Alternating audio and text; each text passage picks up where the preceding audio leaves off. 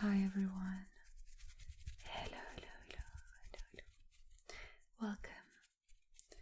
This is La Sieste, and tonight I thought I could read to you a few short novels from this book called Le Cas by Dino Buzzati. He is an Italian author, but the book is in French, and I realized that I hadn't filmed a whole ASMR video in French in a while, so I thought it would be cool to read a few short novels for you in French. So this is the French translation of an Italian book. And I have read a few of these short stories already, but I'm gonna be discovering most of them, so let's get started.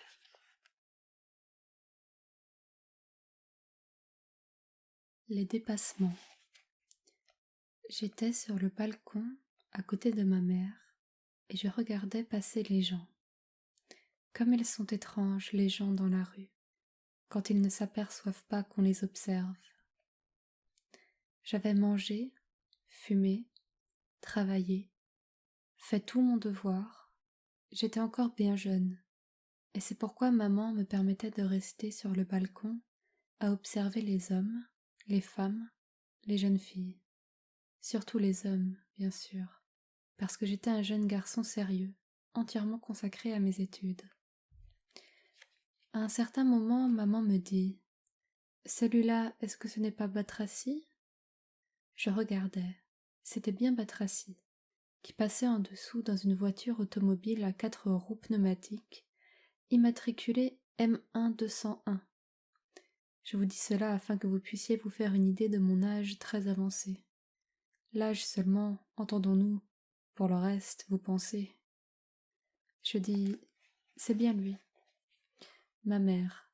« Il a une belle voiture. » « Plutôt, répondis-je. « Mais est-ce que vous n'êtes pas camarade de cour ?»« Oui, c'est mon camarade. »« Il a vraiment une magnifique automobile, n'est-ce pas ?»« Certes, oui. » Et la tristesse m'envahit. Moi immobile sur le balcon et lui qui voyageait en auto, alors qu'il avait mon âge. « Ne te désole pas, dit ma mère. Tu es encore un enfant, cela viendra bientôt aussi pour toi. » Peut-être, mais en attendant, pense à Batraci, à toute cette route qu'il est en train de parcourir. Jamais, au grand jamais, je ne le rattraperai. Qui sait, dit maman en me dévisageant, il arrive tellement de choses en ce monde. Et pourtant c'était peut-être mieux, jadis, quand je devais rester à la maison. La situation est devenue plus difficile maintenant que je voyage moi aussi. J'ai les yeux fixés droit devant moi. Il n'est plus question de savourer le paysage. Je suis absorbée par la vitesse, absolument, complètement absorbée par ma conduite. Il n'y a pas une minute à perdre. Qui sait pourquoi tous les autres sont tellement pressés? Malheur si on s'attarde, ne serait-ce qu'un instant. On se trouve irrémédiablement distancé. Dans le temps, on n'éprouvait pas une telle hâte, on allait calmement. Toutefois, j'ai la possibilité de demander des informations à la gracieuse petite Maria qui a bien voulu m'accompagner. À droite, qu'est-ce que tu vois de beau? À droite, un chien, un passage à niveau, un écriteau où il y a écrit coupon. Et à gauche? À gauche, une église, une usine, une autre usine, une troisième usine, une quatrième encore, et puis 2 écriteaux avec coupon. Et tu as vu celui qui nous a dépassés? Oui, je l'ai vu, c'était ton ami Solzy. Et lui, tu crois qu'il m'a vu? Oui, je pense bien qu'il t'a vu, il t'a même fait un geste de la main comme ça, pour nous saluer quand il nous a doublés, mais plutôt dédaigneux. Et maintenant, qu'est-ce qui est en train de nous doubler? Maintenant, c'est Sirioli, ton vieux copain de régiment. Il a une voiture qui ressemble à un squale. Sale tête, hein? Brave type pourtant, la crème des hommes, mais une tête à claque. Une tête qui vous donne la nausée, pas vrai, Maria? Quoi? Tu ne trouves pas que Sirioli se... Elle coupe. Sais-tu qui est-ce qui nous dépasse maintenant? Non. C'est Dox Pitoni, ton cousin à la mode de Bretagne, si je ne me trompe pas. Mais il nous a dépassés il n'y a pas 10 minutes. On voit qu'il y a pris goût. Repetita juvent. Et tu sais qui, en ce moment, est en train de nous dépasser? Oui, je l'ai vu dans le rétroviseur. Si je ne me trompe pas, c'est Georges Natas, ce saligo. Mais dis donc, chérie, qu'est-ce que c'est que cette voiture qui laisse passer tout le monde? C'est parce qu'elle n'est pas encore rodée, dis-je. C'est embêtant, mais elle a un très long rodage. Qu'est-ce que c'est au juste comme voiture? C'est une 2200, qui n'est, dans le fond, il faut bien le reconnaître, qu'une nouvelle édition de la 2100, qui n'était elle-même, si je ne me trompe, qu'une variante de la 1800.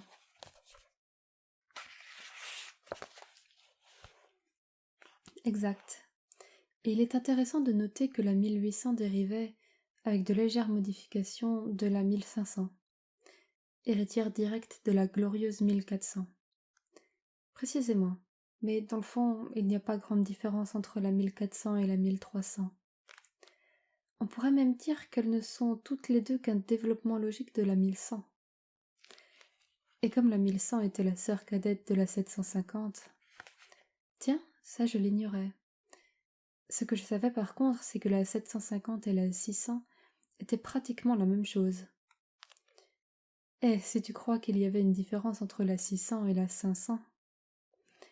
Alors, pratiquement, la 500, la 600, la 750, la 1100, la 1200, la 1300, la 1400, la 1500, la 1800, la 2100 et la 2200 sont la même voiture. C'est évident, non? Alors c'est peut-être pour cela que ta guimbarde se traîne autant, parce qu'aujourd'hui elle se sent davantage une 500 qu'une 2200. Non, je t'ai dit, c'est parce qu'elle est encore neuve, je ne peux pas forcer l'allure, il faut qu'elle se rôde peu à peu. Mais c'est merveilleux, chérie. Comment as-tu fait pour devenir aussi bon conducteur? Tu sais que maintenant tu les dépasses tous? Question de tempérament. Et puis ce matin, j'ai fait regonfler les pneus. J'ai fait mettre dedans de l'air de Saint-Moritz. Ça coûte les yeux de la tête, mais il paraît que c'est sensationnel. Et puis j'ai fait changer le filtre à air. Fais-moi voir, je t'en prie, ouvre la bouche, davantage. Fais ah. Là, comme ça, bien. On voit très bien. Quel filtre magnifique. Certes, c'est autre chose, toute autre chose de voyager aujourd'hui. Tu as vu, je suis rodée maintenant. Oui, mais ne va pas exagérer désormais, mon trésor. Dieu que j'étais adroit. Je courais, je volais. J'étais le vent en personne. Il suffisait que je fasse ça avec mon petit doigt, et la machine filait comme si elle avait eu des fusées dans le derrière. Les autres voitures semblaient toutes immobiles. Bornes mortes des deux côtés de la route. Dis-moi, Maria, qui était dans la voiture que nous venons de dépasser? Ton cousin à la mode de Bretagne, Dox Pitoni. Et dans cette autre? Je ne le jurerai pas, mais il me semble bien que c'était le vieux Batraci. Il faisait un de ses nez. Et dans cette autre? Ah, je te le donne en mille. Qui? Est-ce que, par hasard, c'était cet imbécile de Sirioli? Ce serait trop beau. C'était justement lui, je te jure. Comment as-tu fait pour le deviner? Et comment as-tu fait pour devenir un aussi merveilleux conducteur? Tu sais que plus personne ne réussit à te suivre. Hier, tu conduisais comme une pantoufle, mais aujourd'hui tu es... Je ne trouve même pas un terme exact de comparaison.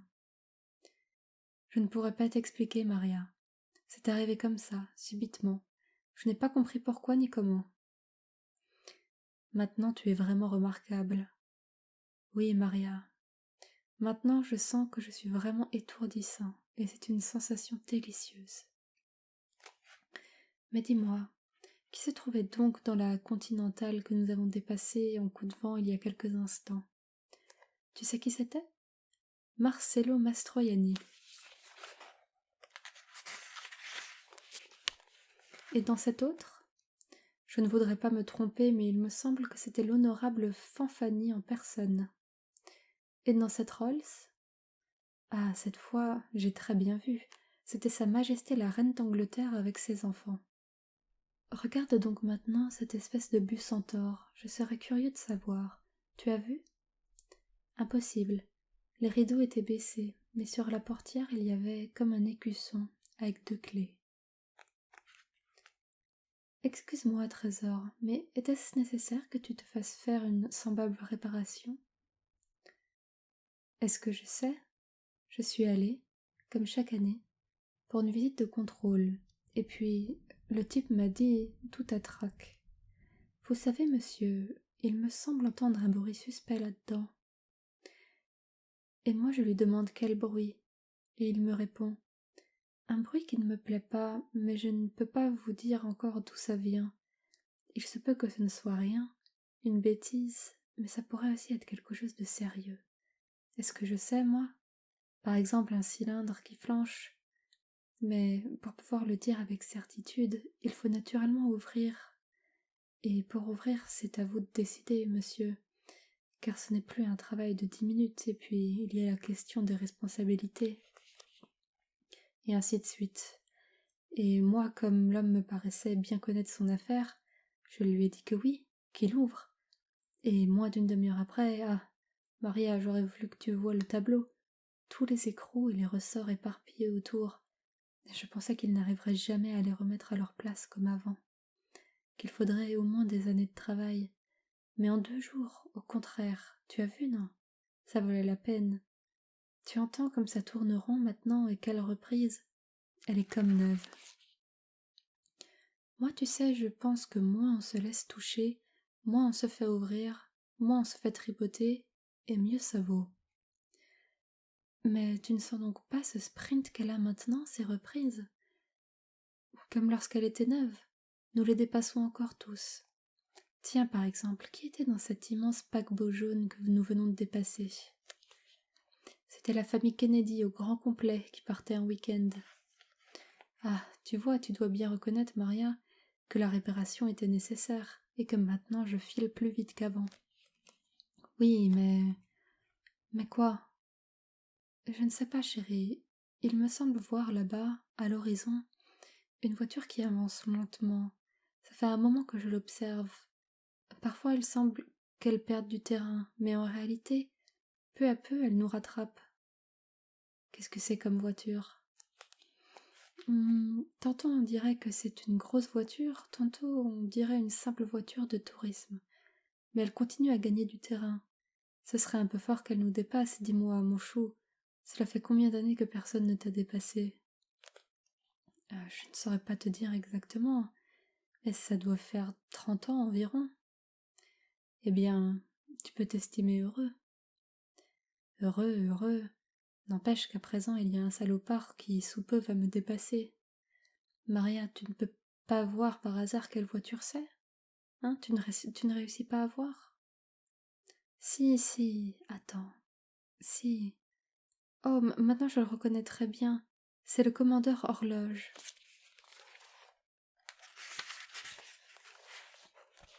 C'est lui qui fait tic-tac? Justement. Et dans sa voiture il y a aussi la comtesse de Clepsydre, sa belle-mère. Celle qui tricote tout le temps et qui ne dit pas un mot? C'est elle. Que le diable l'emporte, maudite famille. Je le savais. Je le savais bien que ça finirait comme ça.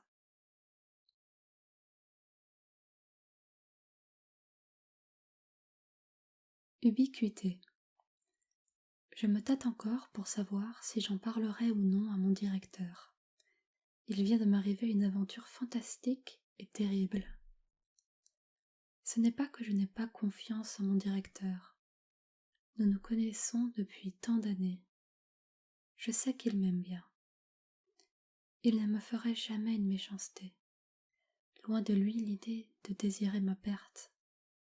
Mais le journalisme est une maudite passion. Un jour ou l'autre, sans le vouloir, pour que le journal fasse belle figure, c'est sûr, comme 2 et 2 font 4, il me mettrait dans le pétrin. Dans mon cas, on n'est jamais trop prudent. C'est déjà un risque d'écrire ces pages dans mon journal personnel. Si jamais il tombait sous les yeux de quelqu'un et que le bruit s'en répandit, qui pourrait me sauver? Tout ça à cause d'une de mes vieilles marottes. J'ai toujours eu un faible pour la littérature noire, la magie, les histoires de fantômes, les mystères. Ma petite bibliothèque ne contient rien d'autre. Parmi les livres que je possède, il en est un, manuscrit, de plus de 200 pages, grand format, qui a au moins 2 siècles. Le frontispice, comme cela arrive souvent à beaucoup de vieux livres, a été arraché. Tout le reste est une succession ininterrompue de mots de 3, 4 et 5 lettres, en caractères latins cursifs, absolument incompréhensibles. Je prends une page au hasard. Pfaf, Silon, Tita, Chi, Dor, Shpsa, Skpus, Nuneas, Pioche, Menukai. Je l'ai déniché il y a plusieurs années, chez un vieux brocanteur de fer rare, qui n'y attachait aucune importance. Un spécialiste m'expliqua que ce livre n'était autre qu'un des Tabulari Segreti qui avaient commencé à se répandre au XVIIe siècle. Leur texte, à en croire les nécromanciens, était le fruit de révélations. Et leur secret consistait en ceci. Dans la série interminable et monotone des mots dépourvus de sens, à un certain endroit se trouve une formule magique, apparemment semblable à tout le reste. Il suffit de la lire une fois à voix haute pour être investi de facultés surhumaines, celle de prédire l'avenir par exemple, ou de déchiffrer la pensée d'autrui. La difficulté réside dans l'identification de la formule au milieu de ce chaos illimité. Vous allez penser que pour tomber juste sur les mots fatidiques, la chose la plus simple est de lire à haute voix le livre de la première à la dernière page. Même si on doit y passer des mois, de toute façon cela en vaut la peine. Mais vous n'y êtes pas. La formule n'est valable que si, au cours de sa lecture, elle n'est pas précédée d'autres mots. C'est en somme commencer pile par le mot juste.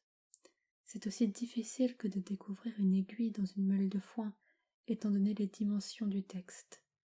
Sans parler de l'éventualité que l'aiguille n'existe peut-être même pas.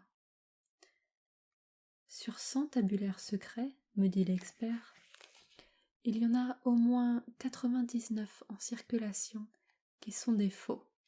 Un autre prétendait même qu'il n'y en avait qu'un seul au monde et que tous les autres étaient des mystifications. De plus, il se demandait si cet unique exemplaire était encore efficace, car la formule perd de son pouvoir quand on l'a utilisée une seule fois. Quoi qu'il en fût, davantage pour conjurer le sort que pour autre chose, j'avais pris l'habitude, chaque soir, avant de me mettre au lit, d'ouvrir le livre au hasard et de lire, en commençant à un endroit quelconque de la page, 2 lignes à voix haute. Comprenez-moi bien, ce n'est pas que j'y croyais, c'était seulement une sorte de petit rituel. On ne sait jamais. Et puis ce n'était guère fatigant. Eh bien, le soir du jeudi 17 mai de cette année, après que j'eus lu à voix haute mon passage vespéral choisi au hasard, malheureusement je ne me souviens plus lequel, parce que sur le moment je ne ressentis rien d'insolite et en conséquence je ne le notais pas, un changement survint en moi. Je m'en aperçus quelques minutes plus tard. C'était comme une heureuse sensation de légèreté et de vivacité physique. J'en fus agréablement surpris. Je ne sais pas pourquoi, mais d'habitude je suis toujours tellement fatiguée. Mais de toute façon, il était tard, et il ne me restait rien de mieux à faire que de me mettre au lit. Pendant que je défaisais ma cravate, je me souvins que j'avais oublié là-bas, dans mon bureau, le livre que je voulais lire au lit, précisément ce soir-là, Capo Matapan, de Ronald Seth, édité chez Garzanti. Au même moment, je me retrouvais dans mon bureau. Comment avais-je fait pour arriver jusque-là ? Je sais bien que je suis étourdie de profession, mais il était absurde que je ne me souvienne pas être allée d'une pièce à l'autre, et pourtant il en était ainsi. Je ne m'en étonnais pas outre mesure pourtant, car il m'arrive de faire une chose en pensant à une autre. Mais le phénomène se répéta dans l'immédiat, sous une forme encore plus impressionnante. N'ayant pas trouvé le livre dans mon bureau, je me rappelais l'avoir oublié au journal. Au même moment, je me retrouvais au journal, rue de Solferino, 28, au 2e étage pour être précis, dans la pièce où je travaille, qui était dans l'obscurité. J'allumais, regardais l'horloge. 9h20. Étrange. Avant d'enlever ma cravate, j'avais retiré ma montre, j'avais vu l'heure. 9h18. Impossible que tout cela se soit passé dans l'intervalle de 2 minutes. Bien, mais cela ne me disait pas comment j'étais venue jusque-là. Je ne me souvenais absolument de rien.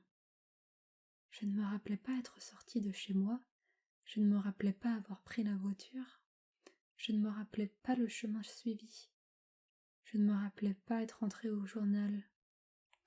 Qu'est-ce qui m'arrivait ? Je sentis la sueur me couler sur le dos. Des doutes horribles se glissaient en moi. Une faiblesse cérébrale ? Ou pire encore ?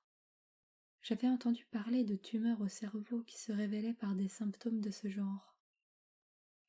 Et puis, tout d'un coup, il me vint une idée absurde, ridicule, insensée, qui avait pourtant cela de bon, qu'elle excluait l'hypothèse d'une maladie, et pour cette raison elle était plutôt rassurante.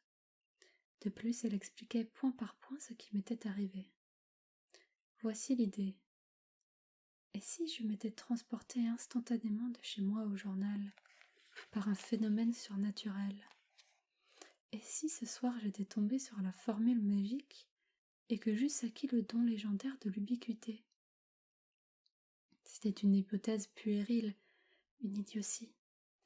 Mais pourquoi ne pas tenter une expérience tout de suite ? Je pensais, je veux me retrouver chez moi. C'est très difficile d'exprimer avec des mots le sentiment de l'être qui, à l'improviste, passe du monde réel, que nous connaissons tous, dans une sphère différente et mystérieuse. Je n'étais plus un homme, j'étais quelque chose de supérieur. Je possédais un immense pouvoir que personne n'avait jamais exercé. Tout d'un coup, effectivement, je me retrouvais chez moi. C'était bien la preuve que j'étais véritablement en mesure de me déplacer d'un endroit à un autre avec une vitesse supérieure à celle de la lumière. Et aucun obstacle ne m'arrêtait. Je pouvais m'élancer d'un pays à un autre. Je pouvais m'introduire dans les endroits les plus secrets et les plus défendus. Je pouvais me glisser dans les chambres fortes des banques, dans la maison des puissants du jour, dans l'alcôve des plus belles femmes du monde. Était-ce bien vrai ? Cela me semblait impossible. Je croyais rêver. Je ne réussissais pas encore à m'en persuader intimement. Je fis d'autres expériences. Je veux me retrouver dans ma salle de bain, pensai-je. Et je fus dans ma salle de bain. Je veux me trouver place du Dôme, et je m'y trouvai. Je veux me trouver à Shanghai, et je fus à Shanghai. Il y avait une longue route avec des baraquements, de mauvaises odeurs. Le soleil allait se lever. Nom d'une pipe, me dis-je. J'en ai mis du temps pour venir jusqu'ici. Et puis je me rappelais l'histoire des fuseaux horaires. Ici c'était l'aube. À Milan, il n'était pas encore 10 heures du soir.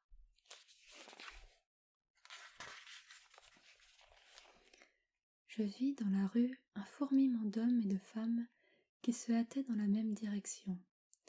Ils commençaient à me regarder d'un drôle d'air. Mon vêtement, certes, détonnait. Et puis un petit groupe d'individus à l'air inquisiteur se dirigea vers moi. 2 d'entre eux étaient en uniforme. Je pris peur. Je pensais, je veux être chez moi, à Milan. Et je fus chez moi. Mon cœur battait à se rompre. Mais quelle exultation triomphale! Un merveilleux avenir d'aventure, de surprise, de volupté, de succès mondiaux s'ouvrait devant moi. Je pensais à mon métier de journaliste. Enfoncer Stanley, enfoncer le vieux Luigi Barzini, enfoncer les bellinogrammes et les téléscripteurs. Un tremblement de terre au Colorado?